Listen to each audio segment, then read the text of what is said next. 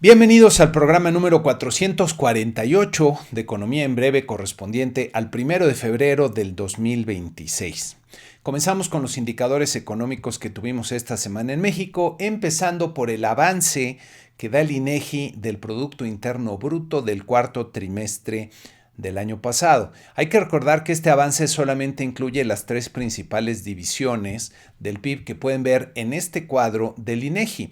Y pues tenemos en principio buenas noticias, ya que el PIB creció 0.8% respecto al tercer trimestre, considerando las cifras desestacionalizadas. Entonces esta tasa pues en principio es muy buena. Si vemos al interior de las principales divisiones, las actividades primarias cayeron 2.7% en el trimestre, tienen vaivenes pronunciados normalmente a pesar de que sean cifras desestacionalizadas, y lo que sería tanto la industria como los servicios crecieron en ambos casos 0.9%. Entonces, en principio parece que son buenos los resultados. En esta siguiente gráfica podemos ver las variaciones que se han dado en los últimos trimestres, variaciones respecto al trimestre previo con el punto 8 que ya comentábamos y que sería el más sólido desde el tercer trimestre del 2024. En la parte industrial, aquí podemos ver el 0.9% que les comentaba, que sería el crecimiento más fuerte, pues prácticamente desde el último trimestre del 2022. Entonces aquí sorprende esta cifra. Y si vemos la parte de servicios, también el punto 9 pues se ubica dentro del rango elevado de las variaciones que habíamos venido viendo en los trimestres anteriores. Entonces pareciera ser un buen resultado, pero hay que tomarlo con la debida reserva. Aquí pues les he comentado una y otra vez que el problema de las cifras desestacionalizadas es que pues son un proceso econométrico estadístico que está sujeto a muchas imperfecciones y que pues si las creemos al pie de la letra, la economía estaría pegando unos bandazos de un trimestre a otro, y esto no ocurre así. Si vemos en esta siguiente gráfica, en donde tenemos el crecimiento de los últimos años ya con el cuarto trimestre observado en este avance, pues resulta que la economía habría crecido 0.5% en todo el 2025, que como vemos aquí, pues es la cifra más baja de los últimos 4 años. En esta siguiente gráfica podemos comparar la evolución de las cifras del PIB respecto a la tendencia que venían mostrando antes de la pandemia. Aquí podemos ver la fuerte caída, luego se ha dado esta recuperación, pero noten que hay una brecha. Todavía estamos pues muy por debajo de la tendencia que venía mostrando la economía pues antes del 2019, entonces todavía nos falta terreno por superar.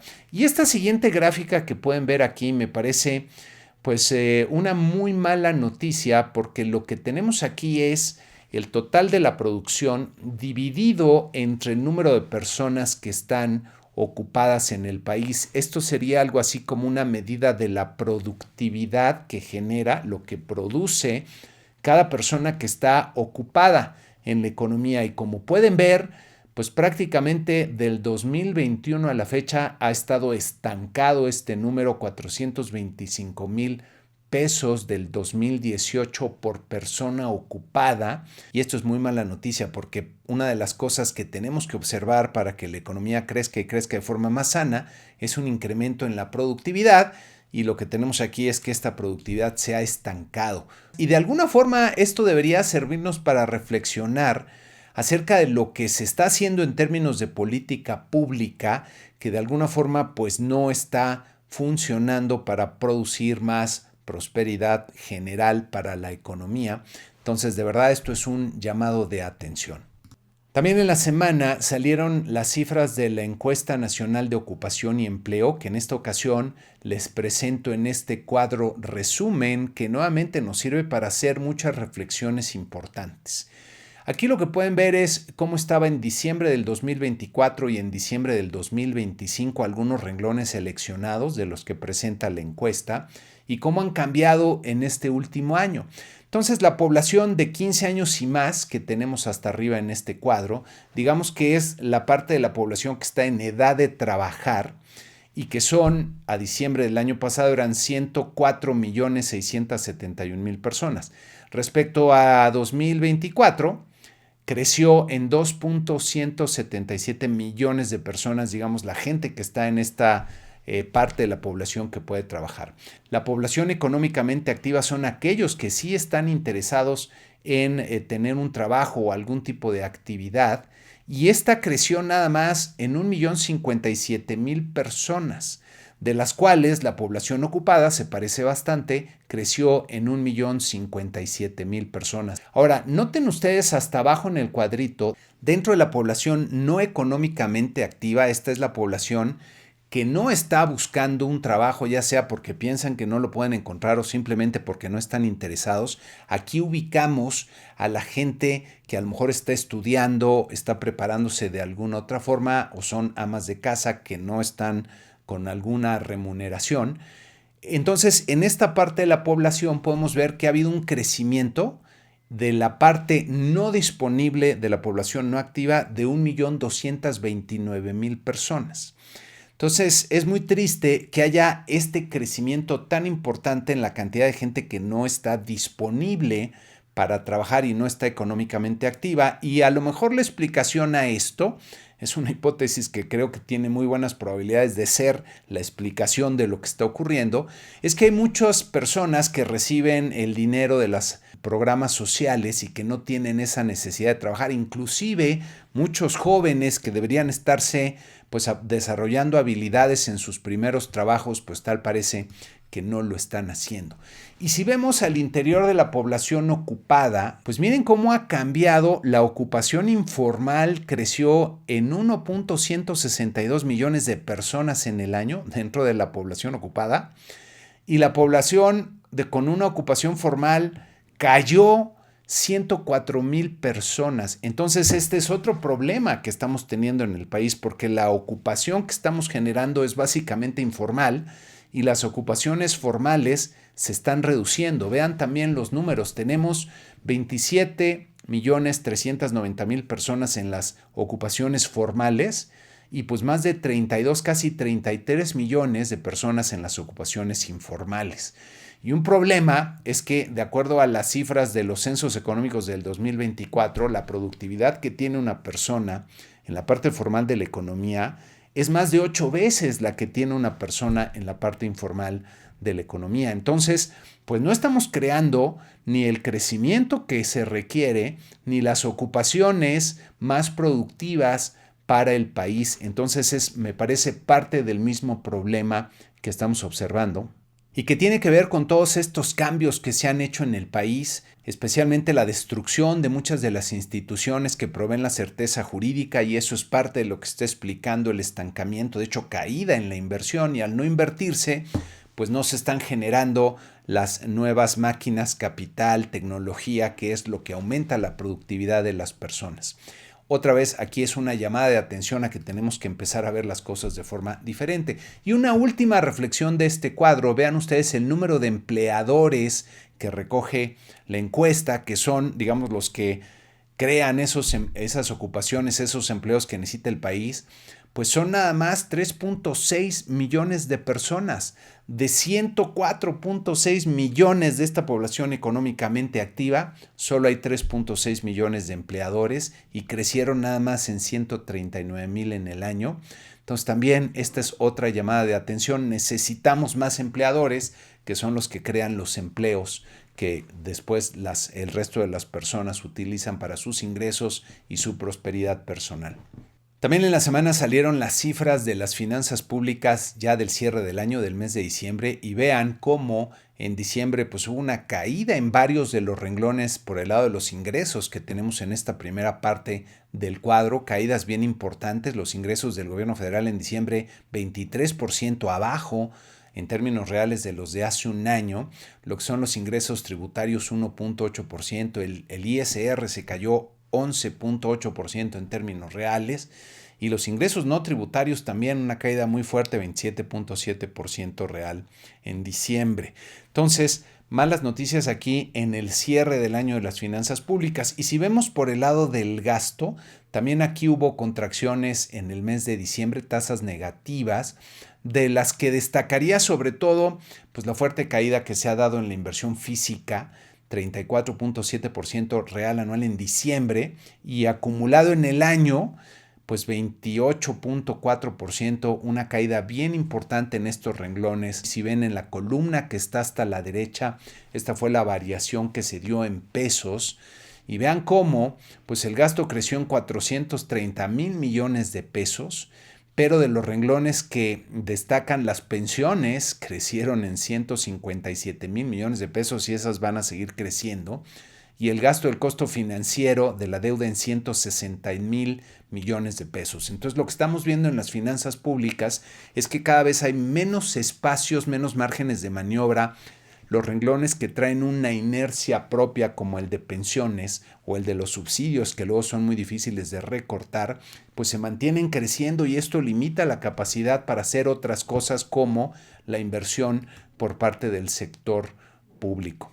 Y complementando estas cifras, la deuda pública que pueden ver aquí en sus saldos, la deuda bruta total del sector público llegó a 19.715 miles de millones de pesos. Esto medido en dólares ya son 1.097 billion dólares, es decir, 1.1 billones de dólares. Y vean lo que creció nada más durante el 2025 la deuda pública, 1.600 millones de pesos, 204 mil millones de dólares. Aumentó de una forma muy importante y lo podemos ver en esta siguiente gráfica que está el saldo de la deuda pública total bruta en miles de millones de dólares expresada aquí y vean cómo ha crecido, sobre todo en el 2025 se aceleró la expansión de la deuda y una forma de verla es dividiendo el monto de la deuda entre el número de personas ocupadas. Aquí la van a ver en pesos para tener una idea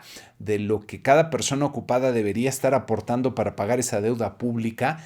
Y vean cómo hemos pasado del cierre del 2018 de 204 mil pesos por persona ocupada a 327 mil pesos por persona ocupada. Ha crecido en más de 123 mil pesos la deuda promedio de cada persona ocupada en el ejercicio que se ha hecho de las finanzas públicas.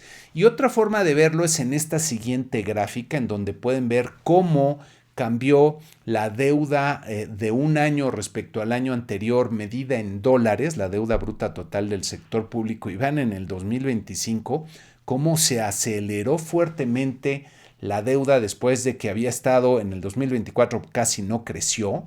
Pero vean, 2023-22 creció de forma importante, pero el 2025 estos más de 200 mil millones de dólares fueron mucho dinero. Y aquí se puede ver que en estas últimas administraciones está aumentando fuertemente el crecimiento de la deuda a la cual están recurriendo. Esto es algo que preocupa porque eventualmente nos va a cobrar factura.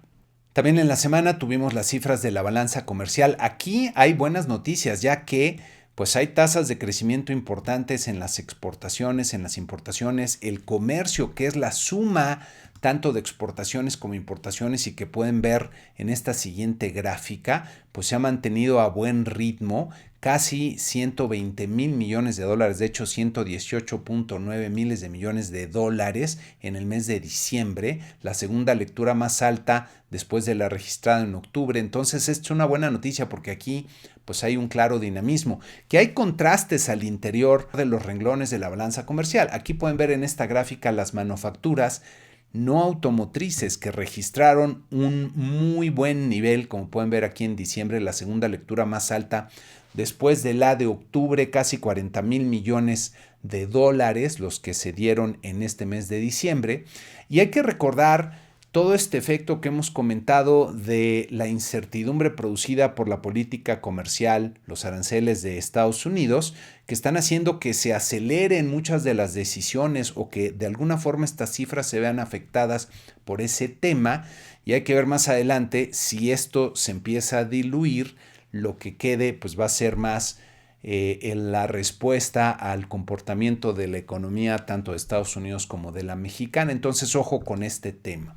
Las exportaciones automotrices pues prácticamente no crecieron respecto al año pasado, se han venido desacelerando y aquí hay que recordar, ha sido muy clara la administración Trump que quieren ellos que los coches que se vendan en Estados Unidos se produzcan en Estados Unidos. Entonces aquí seguramente habrá vientos en contra para esta industria.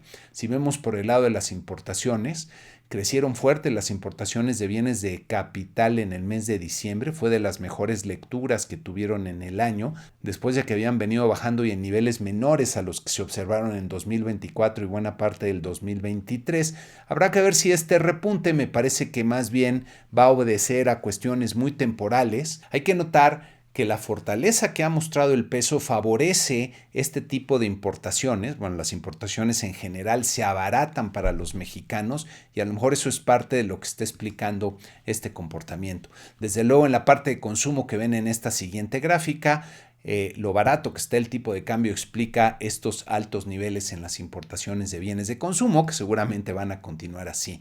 Y en la parte de las importaciones intermedias no petroleras, que tienen mucho que ver con el ritmo de producción interna, pues el dato de diciembre no estuvo tan mal como pueden ver en la gráfica, y aquí a lo mejor está mejorando un poco el ritmo de actividad interna en México, aunque ya vimos el cierre del trimestre y habrá que ver aquí también si no se estaban adelantando a realizar muchas compras, a inventariarse, pues muchas de las empresas en México.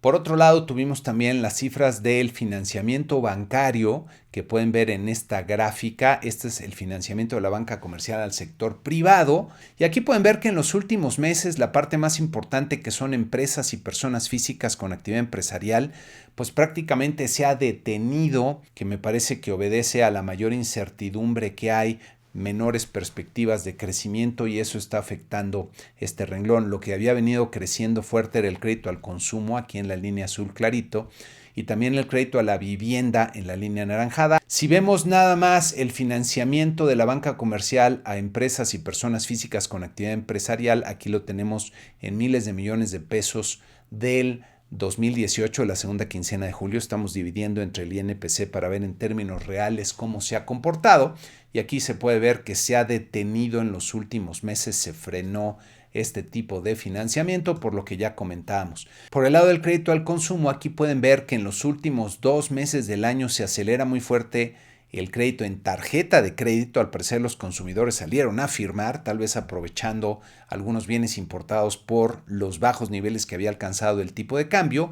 Y en contraste, pues el crédito personal, que es la línea amarilla, se redujo un poquitito. También los créditos de nómina, que es la línea azul clara, se reducen un poquito. Y lo que sí siguió creciendo con fuerza fue el crédito automotriz, como pueden ver en esta gráfica.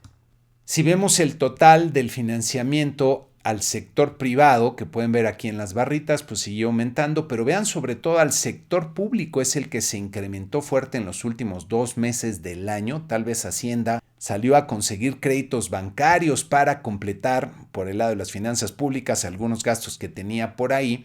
Y estados y municipios también tienen un ligero incremento hacia finales del año.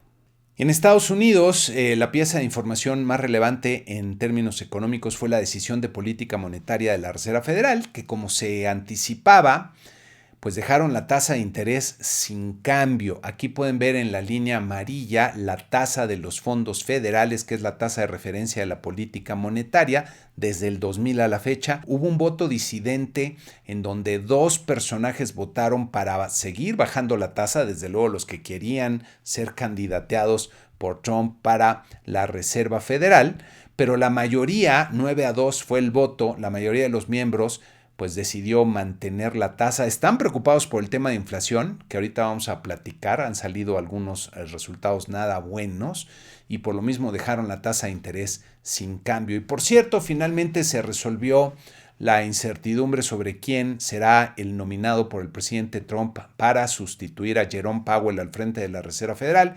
Será el señor Kevin Warsh, que pueden ver aquí, y que produjo una reacción muy curiosa en los mercados, porque hubo algunos activos que se desplomaron, como por ejemplo el precio de la plata, que había venido subiendo. El dólar se fortaleció frente a otras monedas en lo general, y estuve buscando en diferentes tipos de análisis, y es muy curioso porque muchos interpretan que este señor es un halcón, es decir, en su trayectoria ha estado dando un discurso tipo halcón, es decir, más preocupado por la inflación, más proclive a contener la inflación y a subir las tasas de interés. Sin embargo, es el nominado de Trump y queda claro que lo que Trump quiere es que sigan bajando las tasas de interés. Este señor dio un cambio por ahí no muy lejos en el tiempo en su discurso, también favoreciendo la posibilidad de baja en tasas.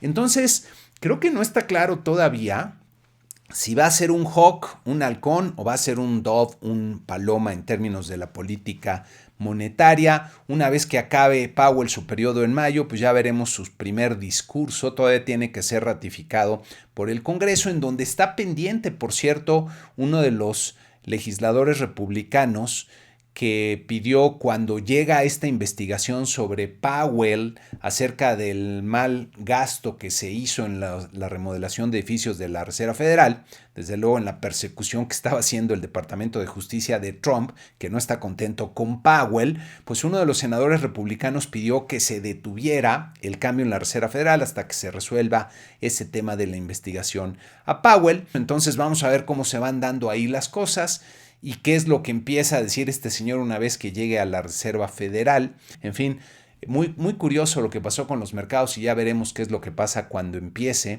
como presidente de la Fed una vez que sea ratificado.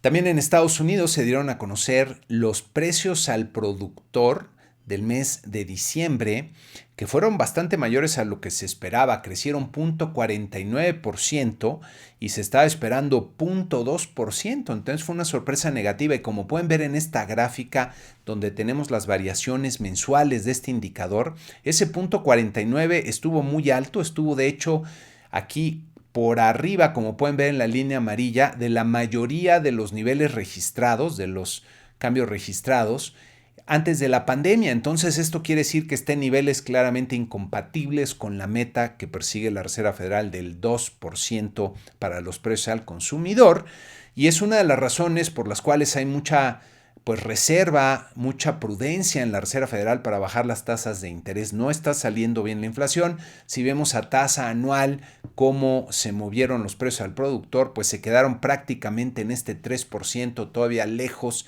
de donde deberían de estar, que es más bien el 2%. Entonces no se está portando bien la inflación en Estados Unidos. Y en otra noticia que es pues bastante recurrente en el tiempo, pues el gobierno se quedó sin dinero porque no se pusieron de acuerdo en el Congreso para liberar los fondos que se requieren y hay un nuevo cierre de operaciones parciales del gobierno que al parecer va a ser muy cortito porque nada más aquí hay un tema en donde no querían fondear todo lo que está pasando con los agentes de migración en algunos de los estados, especialmente en Minnesota, hizo que muchos congresistas demócratas bloquearan buena parte del tema presupuestal. Ya hay acuerdos en principio construidos, entonces parece que este tema se va a destrabar bastante rápido la siguiente semana, entonces quizá no sea mayor noticia si las cosas salen como se esperan. Y pasando a los mercados, esta semana los mercados accionarios pues tuvieron una baja de 0.5% en nuestro promedio de 10 índices que pueden ver aquí que seguimos semana a semana. Hubo algunos contrastes, algunos subieron, la mayoría bajaron y en el promedio pues se dio esta baja que les comento después de algunas semanas buenas que habían tenido los mercados en el inicio del año. La Bolsa Mexicana de Valores se ajustó de forma muy importante, sobre todo el jueves y el viernes, como ven aquí en la gráfica, perdió 0.9% en la semana para terminar en los 67.564 puntos.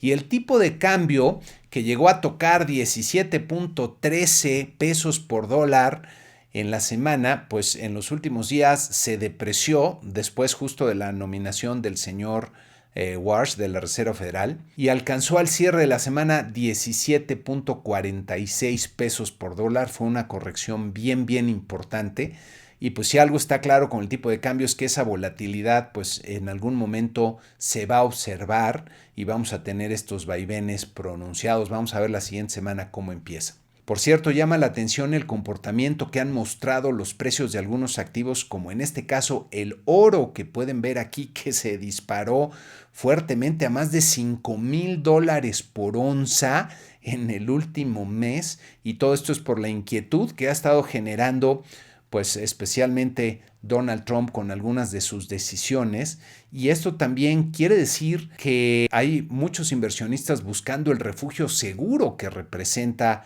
este metal, inclusive bancos centrales que están buscando tener más bien reservas en oro en lugar de tener reservas en dólares o en otro tipo de monedas.